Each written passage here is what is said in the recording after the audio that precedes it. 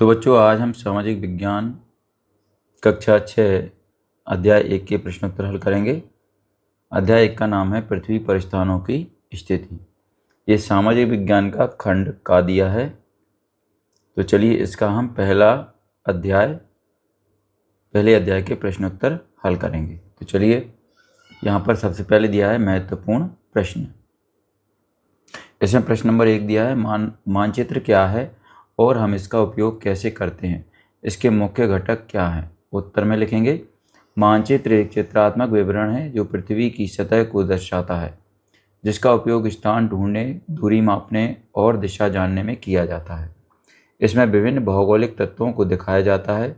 मानचित्र के मुख्य घटक होते हैं नंबर 1 दिशा, उत्तर दक्षिण आदि। दूसरा है दूरी का अनुपात, पैमाना। और तीसरा है प्रतीक चिन्ह। चलिए इसके बाद प्रश्न नंबर 2 पर आते हैं। निर्देशांक क्या है। पृथ्वी पर किसी स्थान को अंकित करने के लिए अक्षांश और देशांतर का उपयोग कैसे किया जा सकता है। तो बच्चों, इसका उत्तर लिखेंगे हम। निर्देशांक एवं गणितीय अवधारणा है। निर्देशांक एक गणितीय अवधारणा है जिसका उपयोग किसी स्थान की सटीक स्थिति को निर्धारित करने के लिए किया जाता है। यह दो संख्याओं के सेट के रूप में व्यक्त किया जाता है जिन्हें अक्षांश और देशांतर कहा जाता है। पृथ्वी को पूर्व पर किसी स्थान को अंकित करने के लिए अक्षांश और देशांतर रेखाओं का उपयोग किया जाता है।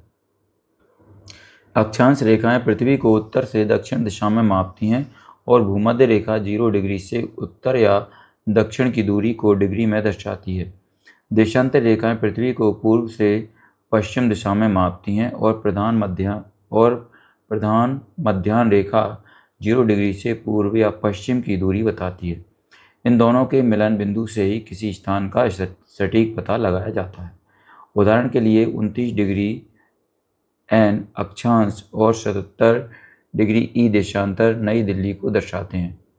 यह प्रणाली पथ प्रदर्शन और मानचित्रण के लिए बहुत उपयोगी है। चलिए इसके बाद प्रश्न नंबर 3 पर आते हैं। देशांतर से स्थानीय समय और मानक समय कैसे संबंधित है। तो चलिए इसका उत्तर लिखेंगे। देशांतर स्थानीय समय और मानक समय के बीच एक गहरा संबंध है। पृथ्वी अपने अक्ष पर पश्चिम से पूर्व की ओर घूमती है। इसी कारण से पृथ्वी पर अलग अलग स्थानों पर सूर्य एक ही समय पर दिखाई नहीं देता। इसी भिन्नता को समझने के लिए देशांतर का उपयोग किया जाता है। देशांतर और स्थानीय समय का संबंध। किसी स्थान पर सूर्य के दोपहर में होने पर जो समय होता है उसे उस स्थान का स्थानीय समय कहते हैं। पृथ्वी 1 डिग्री देशांतर घूमने में लगभग 4 मिनट का समय लेती है। इसका तात्पर्य है कि प्रत्येक 15 डिग्री देशांतर पर स्थानीय समय में 1 घंटे का अंतर होता है। देशांतर और मानक समय का संबंध। किसी देश या क्षेत्र में एक समान समय को बनाए रखने के लिए एक विशेष देशांतर रेखा के स्थानीय समय को मानक समय के रूप में अपनाया जाता है। मानक समय उस देशांतर रेखा के स्थानीय समय पर आधारित होता है जिसे उस देश या क्षेत्र का मानक देशांतर घोषित किया जाता है। चलिए आगे बढ़ते हैं। अब आगे दिया है, आइए पता लगाएं। पृष्ठ क्रमांक 9 पर हैं अभी हम। तो इसमें प्रश्न नंबर 1 दिया है, पाठ्य पुस्तक की पृथ्वी संख्या 8 पर दिए गए चित्र 1.1 में चिकित्सालय को अंकित कीजिए। तो यहाँ पर देखिए चिकित्सालय को अंकित करना है।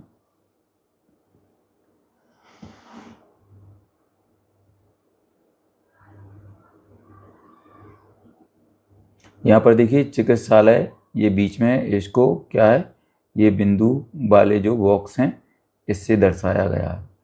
तो चलिए बच्चों इसके बाद आगे बढ़ते हैं। अगला है दूसरा, नीले रंग से दिखाए गए क्षेत्र क्या दर्शा रहे हैं। उत्तर में लिखेंगे जल निकास, झील, तालाब और धारा। तीसरा है, विद्यालय, नगर पंचायत या सार्वजनिक उद्यान में से रेलवे स्टेशन से कौन सा स्थान सबसे अधिक दूरी पर है। उत्तर में लिखेंगे सार्वजनिक उद्यान। अगला है दूसरा, कक्षा के एक क्रियाकलाप के रूप में 3 या 4 विद्यार्थियों के अलग अलग समूह बनाइए। प्रत्येक समूह से अपने विद्यालय तथा उस तक जाने वाले कुछ मार्गों और पड़ोस के भवनों का मानचित्र बनाने को कहिए। अंत में सभी मानचित्रों की तुलना कीजिए और उन पर चर्चा कीजिए। उत्तर में लिखेंगे। तो यहाँ पर क्या करना है, इसको विद्यार्थी स्वयं करेंगे, अपनी शिक्षक की मदद लेंगे। चलिए बच्चों आगे बढ़ते हैं। आइए पता लगाएं पृष्ठ संख्या 10। इस पर आते हैं। इसमें 10 पर एक प्रश्न दिया है। किसी विद्यालय के खेल मैदान का एक साधारण मानचित्र बनाइए। मान लीजिए कि यह 40 मीटर लंबा और 30 मीटर चौड़ा आयताकार क्षेत्र है। इसे अपने रूलर की सहायता से 1 सेंटीमीटर बराबर 10 मीटर के स्केल पर सटीक ढंग से खींचिए। तो चलिए उत्तर में लिखेंगे। चूँकि 1 सेंटीमीटर बराबर 10 मीटर, इसलिए लंबाई बराबर 40 मीटर बराबर 4 सेंटीमीटर तथा चौड़ाई बराबर 30 मीटर बराबर 3 सेंटीमीटर। चलिए तो ये चित्र दिया है। अब प्रश्न नंबर 2 पर आते हैं। अब इस आयताकार क्षेत्र के विकर्ण को मापिए।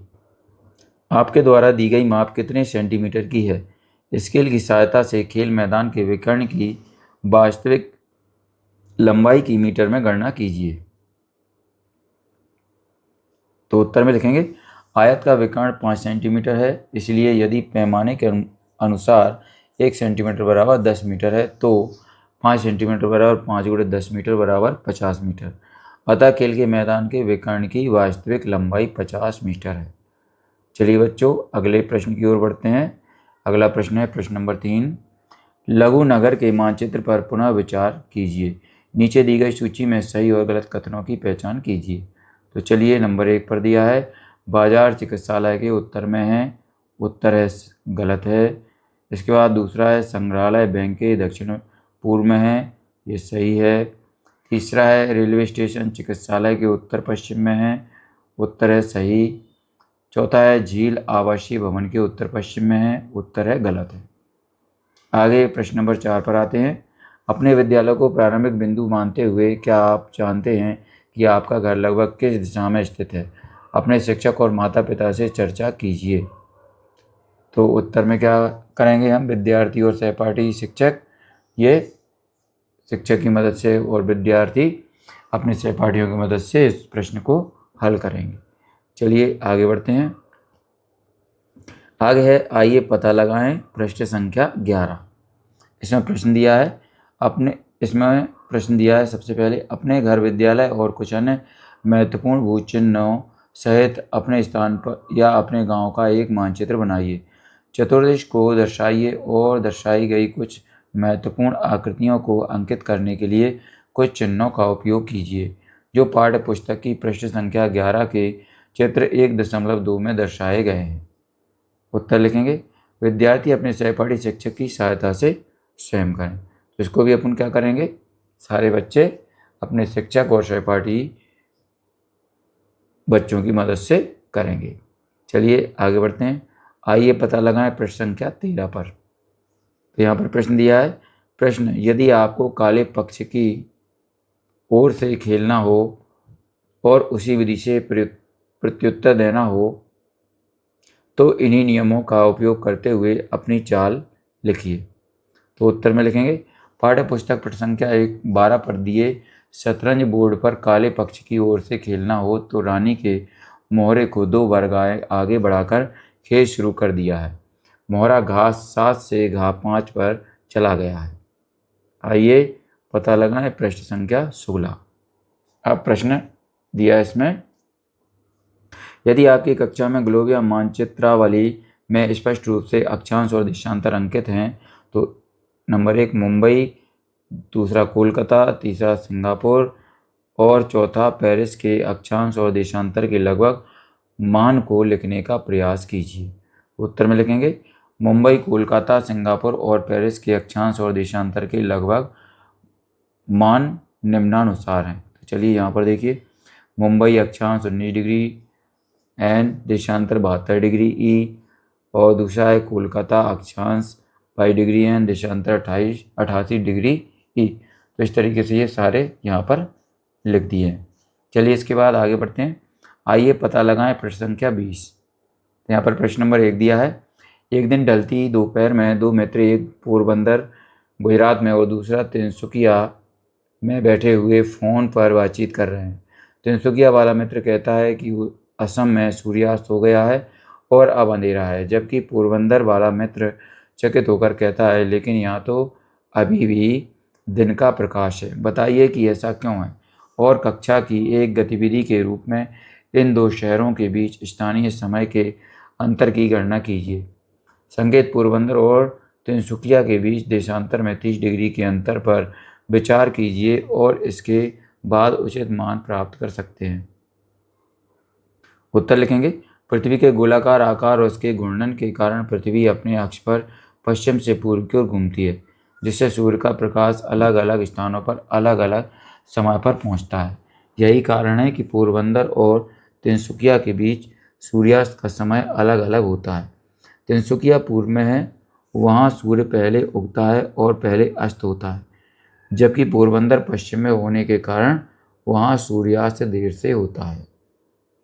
स्थानीय समय में अंतर: तो 1 डिग्री देशांतर के बीच का समय अंतर बराबर 4 मिनट। पोरबंदर और तिनसुकिया के बीच 30 डिग्री का अंतर है, इसलिए 30 बराबर 30 × 4 मिनट बराबर 120 मिनट। अर्थात पोरबंदर का स्थानीय समय तिनसुकिया से 2 घंटे पीछे है। यदि तिनसुकिया में सूर्यास्त शाम 5:30 बजे हुआ है तो पोरबंदर में सूर्यास्त लगभग 7:30 बजे होगा। अगला है दूसरा। गुजरात और असम में बैठे दो मित्र पुनः चर्चा करते हैं। इस उदाहरण का उपयोग स्थानीय समय और मानक समय के अंतर को स्पष्ट करने के लिए कीजिए। तो चलिए इसका उत्तर नीचे दिया है। गुजरात और असम में बैठे मित्रों को चर्चा का उपयोग स्थानीय समय और मानक समय के अंतर को समझाने के लिए किया जा सकता है। स्थानीय समय किसी स्थान को देशांतर के आधार पर सूर्य की स्थिति से निर्धारित होता है। मानक समय पूरे देश में एक समान होता है। गुजरात और असम दोनों भारत के हिस्से होने के कारण भारतीय मानक समय IST का पालन करते हैं। इसीलिए दोनों राज्यों में घड़ी का समय समान दिखेगा, लेकिन असम का स्थानीय समय गुजरात से 2 घंटे आगे है, इसलिए असम में सूर्यास्त पहले और गुजरात में बाद में होगा। चलिए आगे प्रश्न नंबर 1 पर आते हैं। इस पाठ्य पुस्तक के पृष्ठ 10 और अध्याय 5 में चित्र 5.2 के संदर्भ में 2.5 सेंटीमीटर बराबर 500 किलोमीटर का पैमाना लेते हुए नर्मदा नदी के मुहाने से गंगा नदी के मुहाने तक की वास्तविक दूरी की गणना कीजिए। संकेत: मानचित्र पर अपनी माप को एक सरल संख्या से पूर्णांकित कीजिए। तो उत्तर में लिखेंगे, दिए गए पैमाने 2.5 सेंटीमीटर बराबर 500 किलोमीटर का उपयोग करके नर्मदा नदी के मुहाने से गंगा नदी के मुहाने तक वास्तविक दूरी की गणना निम्नलिखित चरणों के अनुसार होगी। माना कि मानचित्र पर मापने पर हमें नर्मदा और गंगा नदी के मुहाने के बीच की दूरी 10 सेंटीमीटर मिलती है। ज्ञात है कि 2.5 सेंटीमीटर बराबर 500 किलोमीटर, इसलिए 1 सेंटीमीटर बराबर 500 किलोमीटर बटे 2.5 सेंटीमीटर। तब 10 सेंटीमीटर बराबर 500 किलोमीटर बटे 2.5 सेंटीमीटर गुणित 10 सेंटीमीटर बटे 1, तो बराबर हल करने पर क्या हो जाएगा, 2000 किलोमीटर। आगे प्रश्न नंबर 2 पर आते हैं। जब लंदन में दोपहर 12 बजे का समय होता है तो उसी समय भारत में साय के 5:30 बजते हैं, क्यों? उत्तर में लिखेंगे, लंदन और भारत के समय में अंतर उनके स्थानीय समय क्षेत्र और उनके देशांतर की वजह से है। लंदन 0 डिग्री देशांतर पर है, भारत 82.5 पूर्व देशांतर पर आधारित है। प्रत्येक 1 डिग्री देशांतर पर 4 मिनट का समय अंतर होता है। चूँकि भारत और लंदन के बीच 82.5 A डिग्री माइनस 0 A, यहाँ पर देखिए ये हल किया है। आखिर में निष्कर्ष क्या निकल कर आएगा कि जब लंदन में दोपहर 12 बजे का समय होता है तो भारत 5 घंटे 30 मिनट आगे होता है, अर्थात भारत में साय 5:30 बजे का समय होता है। अगला है तीसरा नंबर का प्रश्न।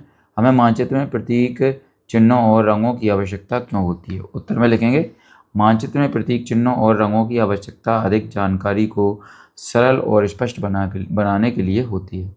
यह अलग अलग वस्तुओं, स्थानों और भौगोलिक विशेषताओं को आसानी से समझने में मदद करते हैं। प्रतीक चिन्ह रेल मार्ग, सड़कें, हवाई अड्डे या स्कूल जैसे स्थानों को पहचानने के लिए होते हैं। रंग भौगोलिक क्षेत्र दिखाने के लिए, जैसे नीला रंग पानी के लिए, हरा रंग जंगल के लिए और भूरा रंग भूमि के लिए प्रयोग होता है। मानचित्र पर प्रयोग होने वाले प्रतीक, चिन्ह और रंग अंतर्राष्ट्रीय स्तर पर मान्य होते हैं। चलिए आगे चौथे नंबर के प्रश्न पर आते हैं।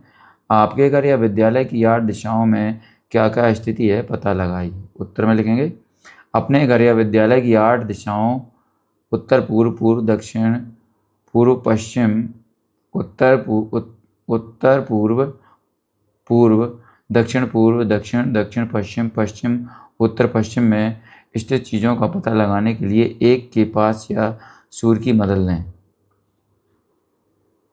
सुबह सूर्य जहाँ उगता है वह पूर्व दिशा है। इसके विपरीत पश्चिम, पूर्व और पश्चिम के बीच की दिशा अंतर बाएं और दक्षिण दाएं ओर होती है। जैसे उत्तर विद्यालय, उत्तर पूर्व मंदिर या पानी का स्रोत। ये हमने हमारे नक्शे के हिसाब से यहाँ पर बताए हैं उदाहरण के तौर पे। चलिए यहाँ पर देखिए, ये है विद्यार्थी अपने घर या विद्यालय के अनुसार स्वयं अपनी सूची तैयार कर सकते हैं। तो चलिए यहाँ पर देखिए, ये कंपास दिया हुआ है।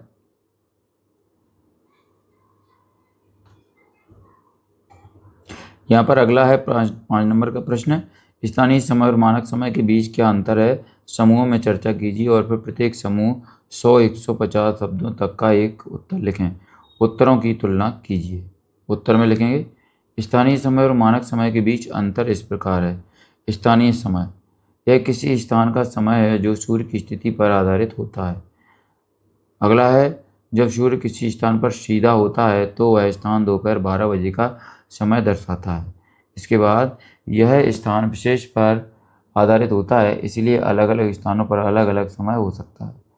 मानक समय, यह पूरे देश के लिए एक समान समय होता है। इस देश के एक निश्चित देशांतर के आधार पर तय किया जाता है। भारत में 82.5 डिग्री पूर्व देशांतर को मानक समय का आधार माना गया है। चलिए आगे नोट।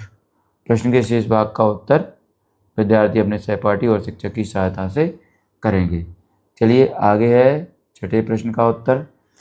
तो छठे प्रश्न, दिल्ली और बेंगलुरु के अक्षांश क्रमशः 29 डिग्री ऊ और 13 डिग्री ऊ हैं और उनका देशांतर लगभग 77 डिग्री पूर्व एक ही है। दोनों नगरों के बीच स्थानीय समय में कितना अंतर होगा। उत्तर में लिखेंगे, स्थानीय समय का अंतर देशांतर के आधार पर होता है, न कि अक्षांश के। चूँकि दिल्ली और बेंगलुरु का देशांतर लगभग समान है, 77 डिग्री पूर्व, इसलिए दोनों के बीच स्थानीय समय में कोई अंतर नहीं होगा। अगला है 7वें नंबर का प्रश्न। निम्नलिखित कथनों पर सही या गलत का चिन्ह लगाइए और इसे 1 या 2 वाक्यों में समझाइए। यहाँ पर नंबर 1 दिया है, इसमें अक्षांशों के सभी समानांतरों की लंबाई समान होती है। उत्तर लिखेंगे, यह कथन गलत है। अक्षांश के सभी समानांतरों की लंबाई समान नहीं होती है। ये विषुवत रेखा 0 डिग्री अक्षांश पर सबसे लंबी होती है। जैसे जैसे हम ध्रुवों की ओर बढ़ते हैं, अक्षांश समानांतरों की लंबाई कम होती जाती है। ध्रुवों पर पहुंचकर ये एक बिंदु में सिमट जाती हैं। अगला है दूसरा, देशांतर के एक याम्योत्तर की लंबाई भूमध्य रेखा की आधी होती है। उत्तर में लिखेंगे, यह कथन गलत है। देशांतर रेखाओं की लंबाई भूमध्य रेखा की आधी नहीं होती है। सभी देशांतर रेखाएं समान लंबाई की होती हैं और उत्तरी ध्रुव से दक्षिणी ध्रुव तक जाती हैं। प्रत्येक देशांतर रेखा मूल रूप से पृथ्वी की परिधि का आधा हिस्सा है। भूमध्य रेखा पृथ्वी के चारों ओर का सबसे बड़ा वृत्त है। 3 नंबर पर आते हैं, दक्षिण ध्रुव का अक्षांश 90 डिग्री दक्षिण है।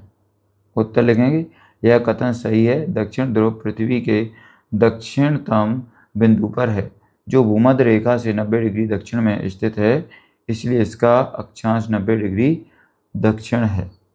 चलिए चौथे पर आते हैं। असम में स्थानीय समय और IST भारतीय मानक समय एक ही है। उत्तर लिखेंगे, यह कथन सही है। भारत में सभी राज्यों में एक ही मानक समय IST का प्रयोग किया जाता है, इसलिए असम में भी स्थानीय समय और IST एक ही होता है। चलिए अगला है 5वें नंबर का, समय क्षेत्र को पृथक करने वाली रेखाएं देशांतर के याम्योत्तर के समान होती हैं। उत्तर लिखेंगे, यह कथन सही है। समय क्षेत्र को पृथक करने वाली रेखाएं देशांतर के याम्योत्तर के समान होती हैं, क्योंकि समय क्षेत्र देशांतर रेखाओं के आधार पर निर्धारित किए जाते हैं। पृथ्वी को 24 समय क्षेत्रों में बांटा गया है और प्रत्येक क्षेत्र लगभग 15 डिग्री देशांतर तक फैला होता है। ये रेखाएं उत्तर और दक्षिण ध्रुवों से गुजरती हैं। चलिए छठा है, भूमध्य रेखा एक अक्षांश वृत्त भी है। उत्तर में लिखेंगे यह कथन सही है। भूमध्य रेखा एक अक्षांश वृत्त है क्योंकि यह पृथ्वी के केंद्र से होकर गुजरने वाला सबसे बड़ा अक्षांशीय वृत्त है। यह 0 डिग्री अक्षांश पर स्थित है और पृथ्वी को उत्तरी तथा दक्षिणी गोलार्ध में विभाजित करता है। चलिए 7 नंबर पर आते हैं। नीचे दी गई शब्द पहेली को हल कीजिए। ध्यान दें, इस पहेली को हल करने के लिए अंग्रेजी भाषा के शब्दों का उपयोग कीजिए। तो यहाँ पर देखिए, ये दाएं से बाएं, ऊपर से नीचे। तो चलिए यहाँ पर ये इस तरीके से हम इसको लिख लेंगे। और बच्चों, आप भी अपनी फेयर कॉपी में इस तरीके से इसको लिख लें। देखिए यहाँ पर ये 1 नंबर है। मानचित्र में एक बृहद क्षेत्र को लघु रूप में दिखाना है और यहाँ पर नंबर 2 इस तरफ का है, प्रमुख याम्योत्तर से दूरी का माप। ऐसे ही ये सारे नंबर हम लिखते जाएंगे। 3, 5, 3, 4, 5, 6, 6, 7। ठीक है ना। ये इस तरीके से हम इनको सभी को लिख लेंगे।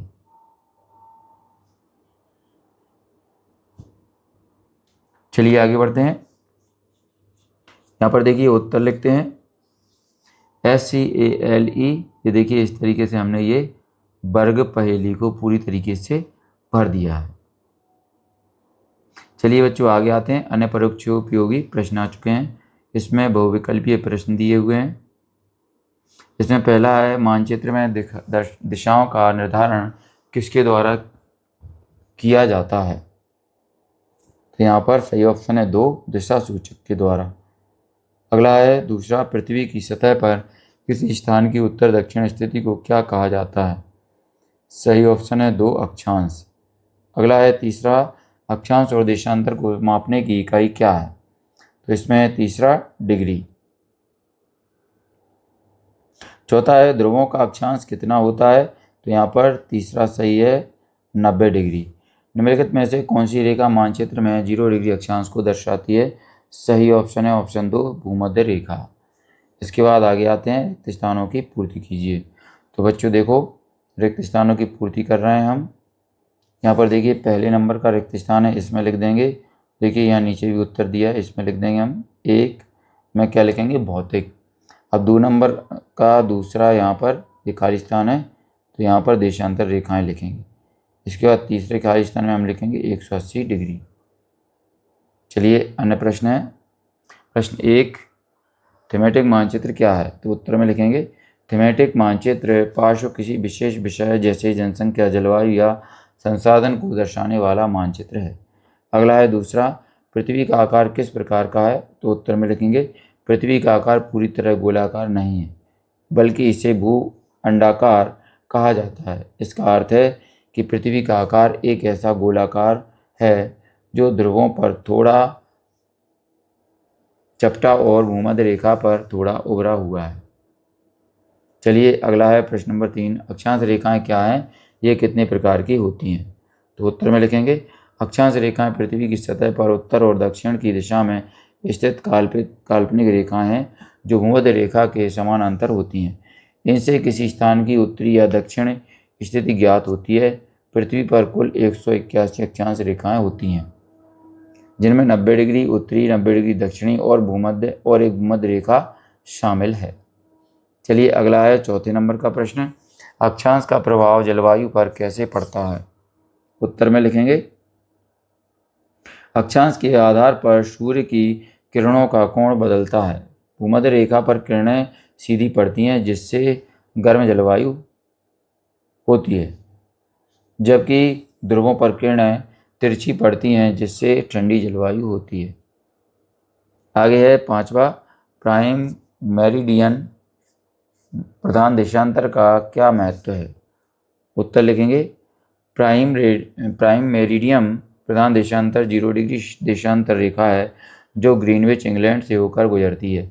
इससे ग्रीनविच मीन टाइम GMT के लिए आधार माना जाता है और अन्य समय क्षेत्रों का निर्धारण इसी से किया जाता है। चलिए अगला है प्रश्न नंबर 6, अंतर्राष्ट्रीय तिथि रेखा क्या है? तो उत्तर में लिखेंगे अंतर्राष्ट्रीय तिथि रेखा 180 डिग्री देशांतर रेखा के पास स्थित होती है। इसे पार करते समय तिथि बदल जाती है। अगर आप इसे पश्चिम से पूर्व की ओर पार करते हैं तो एक दिन घट जाता है और अगर आप इसे पूर्व से पश्चिम की ओर पार करते हैं तो एक दिन बढ़ जाता है।